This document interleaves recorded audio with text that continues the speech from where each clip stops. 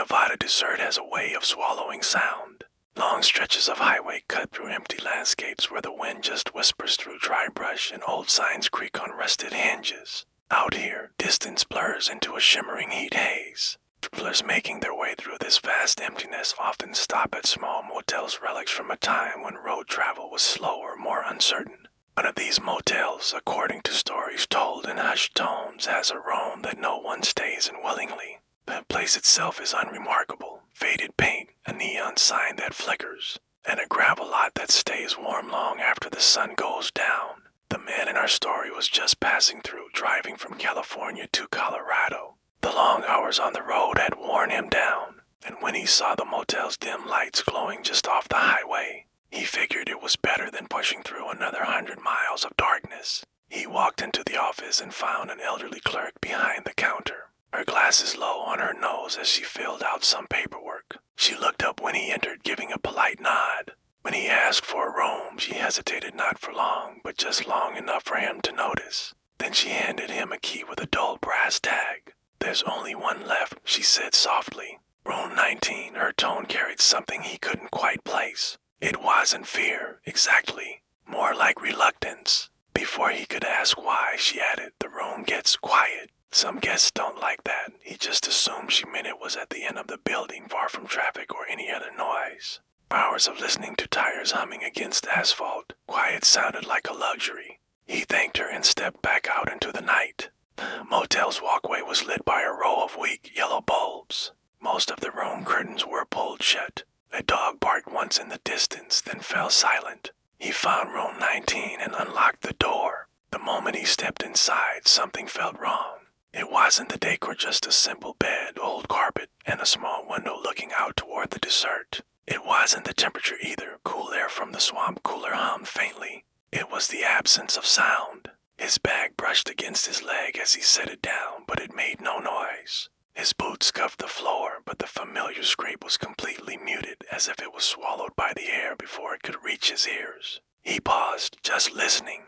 The cooler in the corner was spinning. He could see the fan moving, but he heard nothing from it. The light above him buzzed when he flipped the switch, but it was a visual buzz only. The sound itself was missing. He tried snapping his fingers, nothing. He clapped his hands once. Just silence. Motel room isn't supposed to feel like a vacuum, but that was the only word he could think of. The air felt heavy, thick with an unnatural stillness. It reminded him of walking into an old cathedral where sound seems to hide up in the tall ceilings, except this room was small, almost claustrophobic. He opened the door again. Instantly, the world rushed back in crickets chirping, the wind brushing against the metal railing, the distant hum of highway traffic. Everything was normal, healthy, alive. He stepped back inside. The silence dropped around him like a heavy curtain.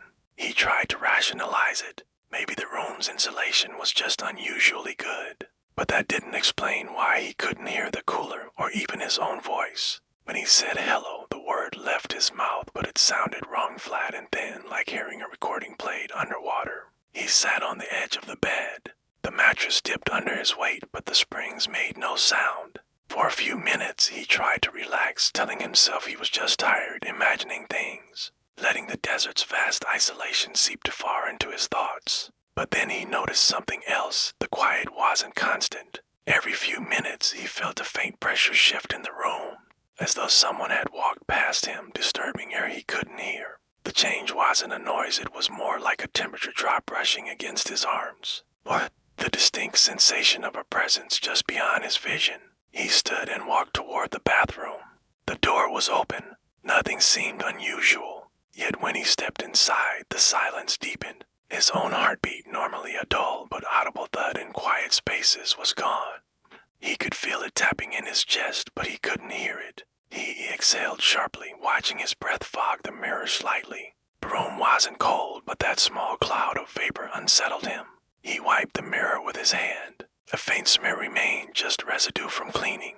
But then he noticed another smear right beside it. It wasn't from him. It looked like the faint outline of fingers that had been pressed against the glass. His pulse quickened. Again, he felt it physically, but heard nothing. The mismatch between sensation and silence made the world feel like it was tilting. He backed out of the bathroom and went to the main door, deciding to leave. But when he grabbed the handle, the metal felt unusually warm, as if someone had been holding it just moments before. He pulled the door open. The night sounds rushed in again, crisp and comforting. Stepped outside, inhaling deeply, grounding himself in the normal world. He considered going back to the office and asking for another room, but sheer exhaustion tugged at him. He told himself he'd just sleep with the door cracked open or maybe play some music from his phone. When he re-entered room 19, he left the door partially ajar. The outside sounds filtered in the wind, the crunch of gravel as a car moved somewhere in the lot. Gradually, as he lay back on the bed, he drifted toward sleep. But at some point, he woke up abruptly. The door was closed. He didn't remember closing it. He sat up quickly, his pulse pounding silently. Once again, a complete and total silence filled the room. He could not hear the cooler or the light or his own breathing. Yet something in the darkness felt wrong, heavy, like a gaze was resting on him. He switched on the bedside lamp. Bulb flickered without a sound. The bathroom door was closed now, too. He stared at it, trying to steady his thoughts. Maybe he had closed it earlier without remembering. Maybe fatigue was just blurring everything together. But the longer he looked, the more he felt the air shifting again, a soft, subtle movement like someone standing right on the other side. He approached the bathroom door slowly. His heartbeat surged, but no sound accompanied it. He placed his hand on the door. It was warm again, warmer than before. He pushed it open.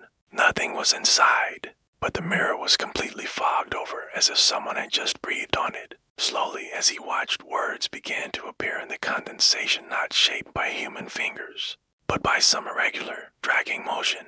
They weren't letters or symbols. It was just the impression of a hand sliding downward, as though it were wiping away the very space on the glass. He stepped back. The silence around him began to vibrate with an intense pressure, thickening until the room felt smaller, narrower, like it was closing in on him. Without thinking, he grabbed his bag and ran for the main door. This time, it didn't open immediately. The latch was stuck, as if something on the other side was pressing back. His fear, a feeling he couldn't even hear, hammered in his chest. Finally, the door gave way and he stumbled out into the night air. The sound slammed into him like a rush of oxygen. Crickets. Wind. A dog barking. The hum of a distant engine. He didn't look back. In the office, the clerk watched him enter, breathless. She didn't seem surprised at all. Room 19 gets quiet, she said again, her voice calm. He slid the key across the counter. She picked it up gently, as though it were fragile. He asked her, his own voice shaking, why the room was like that. She just shrugged, glancing toward the row of darkened doors. Some places keep their silence, she murmured, and some people hear it more than others. He spent the rest of the night in his car with the engine off, listening to every single sound with a newfound sense of gratitude. In the morning, when he finally drove away, he saw room 19 in his rearview mirror. Its window reflected the bright desert sun. For a brief moment, he thought he saw someone standing inside, a dark shape against the light. But when he looked again, the room was empty. Only the silence remained. Thanks for watching. If you enjoyed this story, be sure to subscribe for more. We'll see you in the next one.